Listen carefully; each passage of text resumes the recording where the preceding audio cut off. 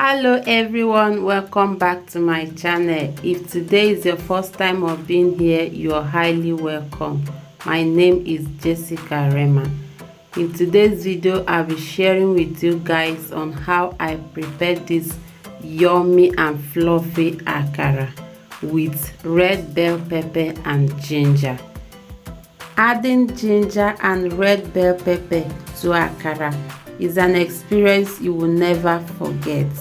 Stay tuned as I will be sharing with you guys the tips on how to fry a fluffy and perfect round akara shape.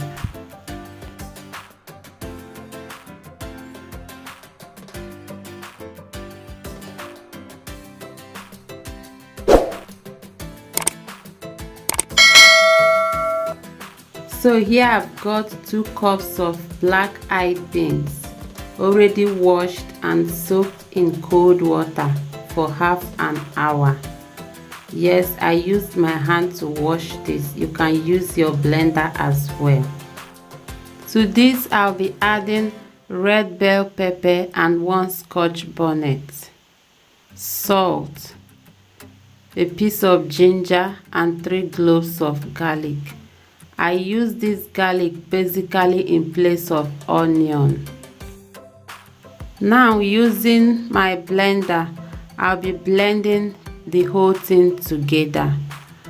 So in order not to stress the blender so much, I'll be dividing the beans into 2.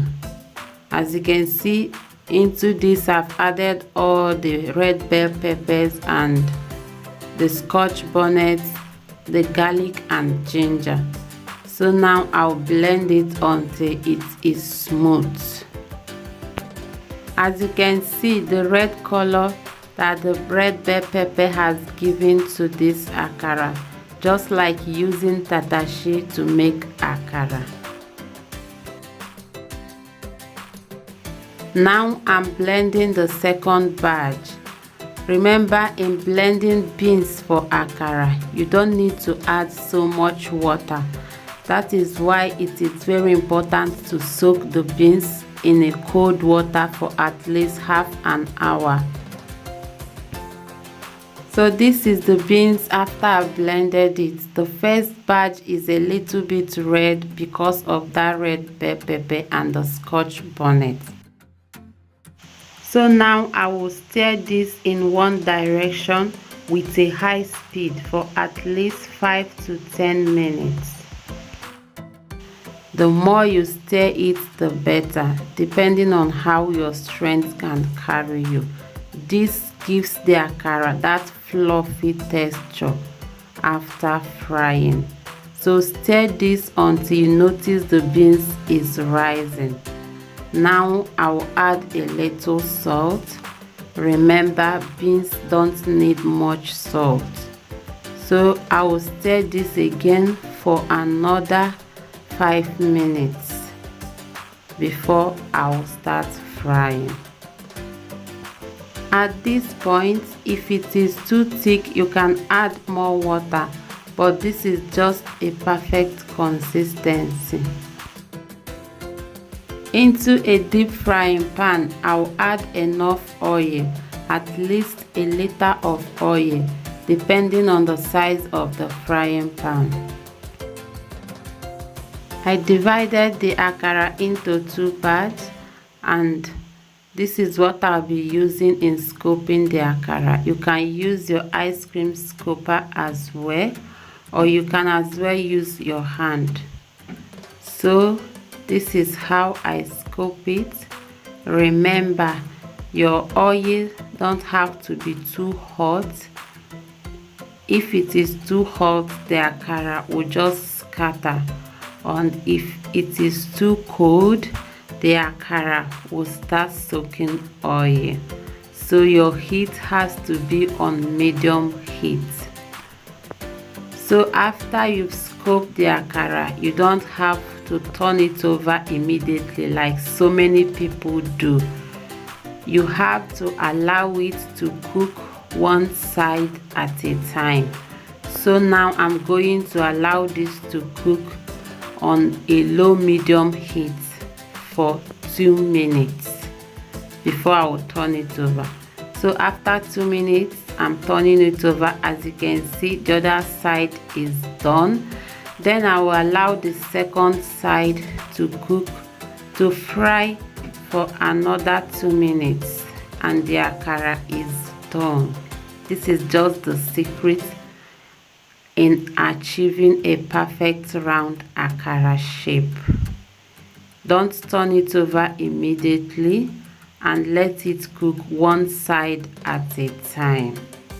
As you can see, there is no pieces of akara inside the oil. So now I'll be scoping this out while I fry the second batch. This is it. There is no pieces of akara in the oil. Once you do it the right way, the akara will not scatter inside oil.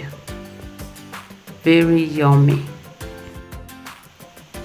Now I'm scoping in the second batch using the same thing I used. Like I said before, you can as well use your hand or ice cream scooper, but this is what I use, or any round spoon available in your kitchen.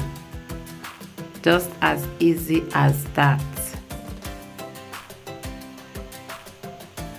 So now, using the toothpick, I will just separate it. If at all they clump together, I will just separate it, but not turning it over. Now I will allow it to cook for 2 minutes on a low medium heat before I will turn it over. This is it. So guys, this is just the tips in frying a perfect akara shape. Don't turn it over immediately. Allow it to cook one side at a time, and you will achieve a perfect akara shape. Allowing the akara to fry one side at a time helps it to cook evenly. Not in a situation after frying akara, the outside will be burnt while the inside is not cooked. So allow it to cook one side at a time, and you be sure the akara is evenly fried. So after you turn it over, just give it a stir, a random stir before you scoop it out. This is just the tips on how to achieve a perfect akara shape. Remember, if you're scooping in your akara, the oil must not be too hot and it must not be too cold. So on a low medium heat. These are the tips on how to fry a fluffy and perfect round akara shape.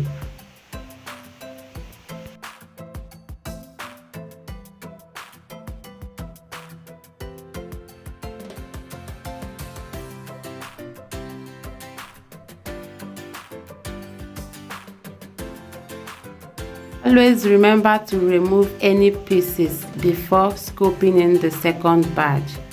So this is the remaining one. To this I'll be adding a little onion, and using the same procedure I'll fry this. This is the last but not the least.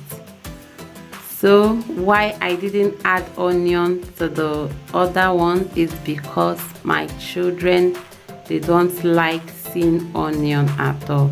So to this last one I added onion. I know is for me. So this last one is for me alone. That's why I did not add onion on the other ones I fried. But remember, I added garlic. So that taste of garlic would do for the onion. So guys, this is the last batch, but not the least. And I am done frying. This is what the inside looks like. As you can see the appetizing color that the red bell pepper gave to it. This is just perfect, yummy and fluffy. You can imagine the aroma of this akara. It's all over the house. Thank you so much for clicking on this video and watching till the end. If you found this video useful, don't forget to give it a thumbs up and share with family and friends. Please subscribe to my channel and turn on the notification bell for more videos. See you all in my next video. Remain blessed. Bye bye.